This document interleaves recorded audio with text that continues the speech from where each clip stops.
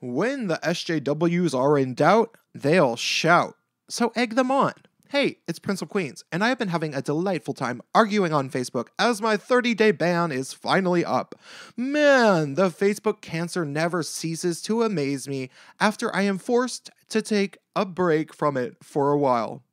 I wonder how long it will be until they ban me again. You see, if you are new to my channel, you should know that I know a lot of regressive leftist, fourth wave intersectional feminist social justice warriors, and I mean a lot. Hundreds at the very least, and probably even thousands. It's hard to tell because they keep deleting and blocking me. I have been arguing with them for years, and it was usually like pulling teeth while fighting an uphill battle because they long ago stopped even attempting to engage with any sort of constructive dialogue at all.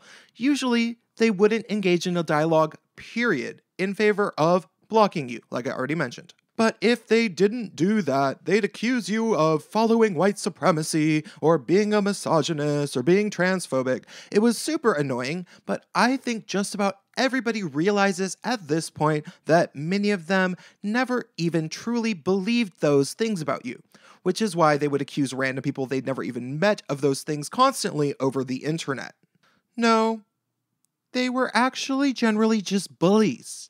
That's why they said those things. They wanted to call people names and dogpile them on the internet, if for no other reason besides that they are angry because they think that the world is unfair for whatever demented personal reason that they might have. They figured that the world was unfair because their life sucks, and so when somebody offered them the conveniently packaged marketing villain that it was the white cis-het patriarchy that was keeping them down, they were quick to join the social justice army and try to smash that patriarchy. But of course, all that really meant to them was attacking everybody around them, including their own friends, their professors, and other random people on the internet.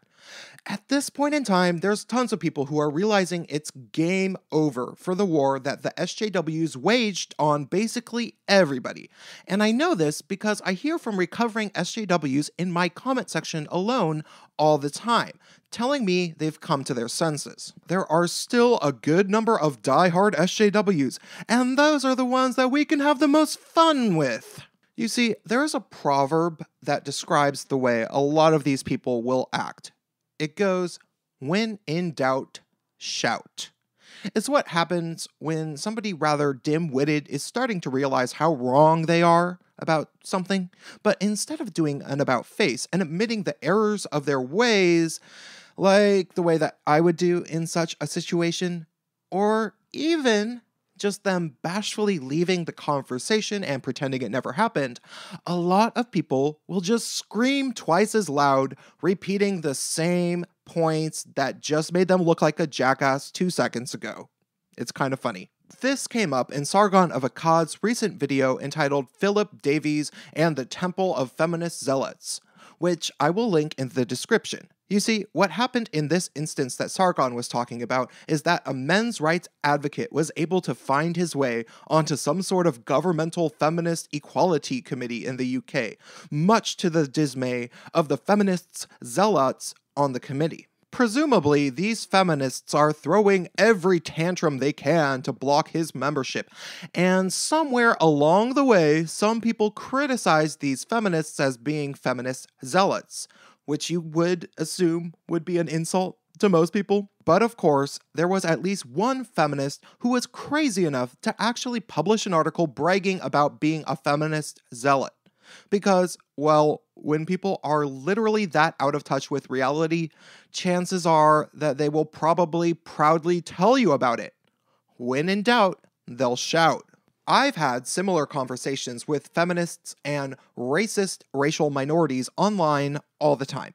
The second a feminist says something super sexist against men, and you mention to her that she just said something blatantly misandrist, her response usually tends to be to link you with one of the many articles about how misandry isn't a thing, written unanimously by feminists, who are women, of course. When you explain to her that the sheer act of saying that misandry isn't a thing is a proclamation that she openly and unapologetically hates men because she is illustrating to you that she thinks the hatred of men doesn't even deserve to have a word named after it, Half of the time, she'll just start swearing at you and proudly proclaiming that yes, in fact, she does hate men. When in doubt, she'll shout. Similarly, when you come across a crazy Black Lives Matter supporter who is saying horrible things about white people, perhaps excusing the torture of the disabled kid by saying that the oppression of black people is worse in general, like as if reality is a multi-division beauty pageant where the oppression Olympics get to compete against tangible instances of torture. Half the time, these people excusing the torture will usually end up saying that you can't be racist against white people, so it doesn't sort of count, even though it was torture. At this point, it usually isn't hard to get these people to admit that they think violence against white people can be justified and even useful, even when it's motivated simply by the color of their skin. Usually once these people start talking about how riots are the voice of the unheard or something, including violent riots, it's pretty easy to get them to basically say that they encourage violence against white people for being white. I'm serious. If you egg them on a bit, you can literally get these people to advocate for racialized violence once they've already been defending it. And so all you got to do is push their buttons the correct way. When in doubt, they'll shout. Trust me. So I say this, find these people and egg them on. Push their buttons. The quicker you do so, the quicker other people will see them for the lunatics that they are, and the quicker their pathetic movement based entirely around bigotry will die. Once they hear what these people really think, nobody will want to be associated with them, and then they'll just have each other to fight with as starving piranha syndrome kicks in. Drop me a comment and stay tuned.